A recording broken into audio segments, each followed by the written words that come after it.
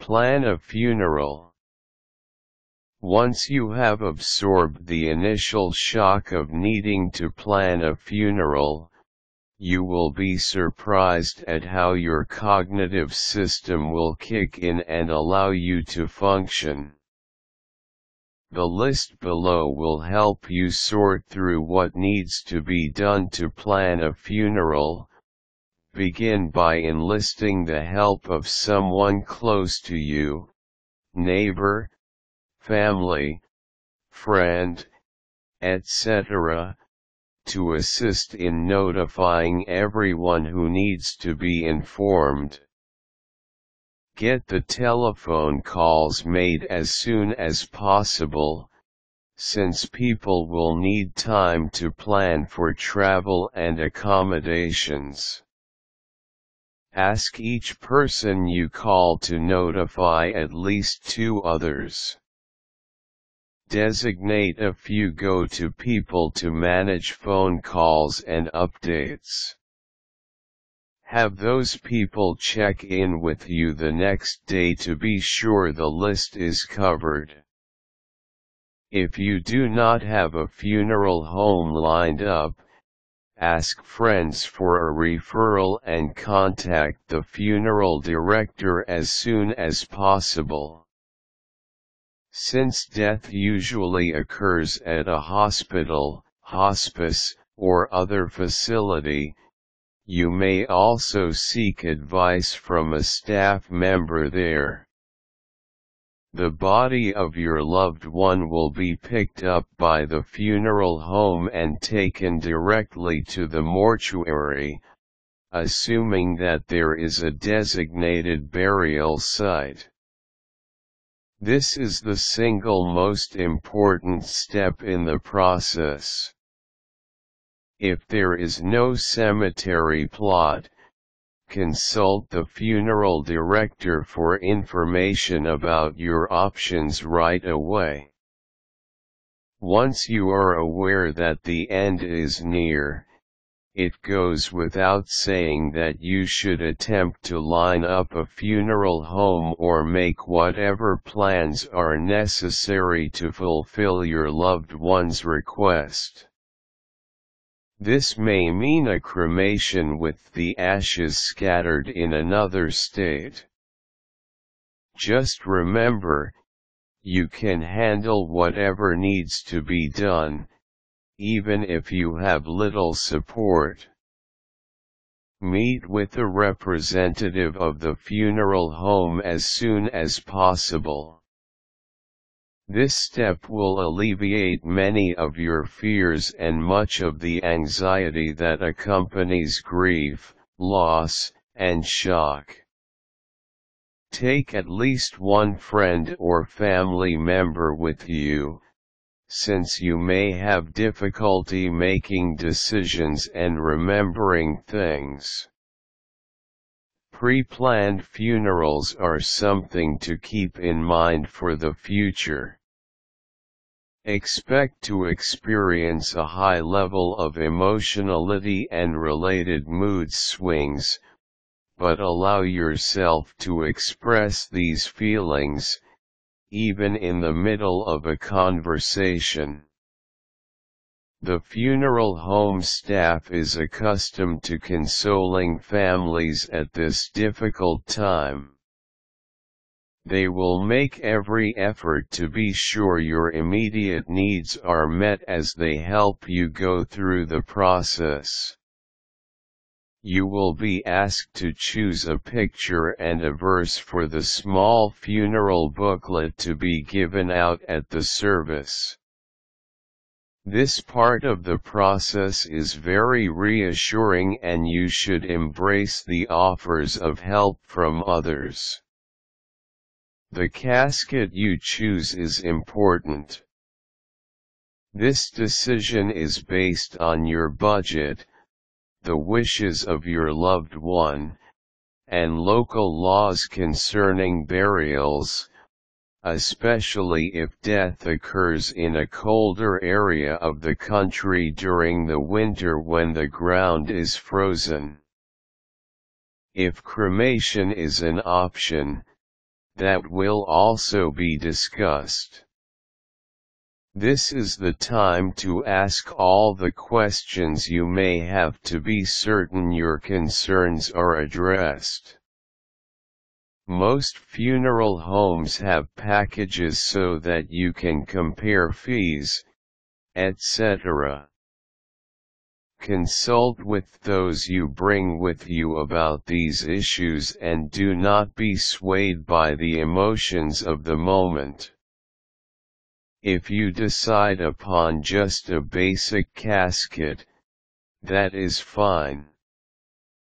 If there is an open casket at the ceremony, you will be asked about special clothes you have picked out, jewelry to be removed just before the casket is closed, what is to be included inside the casket, such as small pillows, stuffed animals, keepsakes, etc. This will vary depending on personal preferences. You will have the option of choosing a priest or minister to lead the service or mass, and you will also need to decide which family members or friends will also speak. This can be a spontaneous part of the service, where people just come up to the podium and say a few words, often sharing significant memories. Be sure to allow some time if you decide to add this to the service, since others may want to share their stories. If the service is held at the church, you can request certain hymns to be sung or special music to be played. When the service takes place at the funeral home, the staff can guide you through the options and will also tell you about any gratuities for the musicians or clergy who are present. Have someone designated to take care of these payments for you, after the service is over. In most cases you do not need to worry about flowers because you will receive more than you can handle. If this is not the case, ferns and green plants are good fill-ins, and funeral homes and churches will have extra plants. There may be a charity to which you would like donations sent in lieu of flowers. If so, tell the funeral director about this at your first meeting, since he will put the notice in the newspaper for you. If you want to have a longer, formal obituary printed in the newspaper, you should call as soon as possible because obituaries are generally more expensive than you would imagine, and that may determine the length of what is printed. Remember to gather pictures and mementos of your loved one to set out at the viewing, which generally takes place the evening before the actual funeral or memorial service. Remember that there is room for variation and special family requests can be accommodated. You will also need a guest book for signatures and personal notes.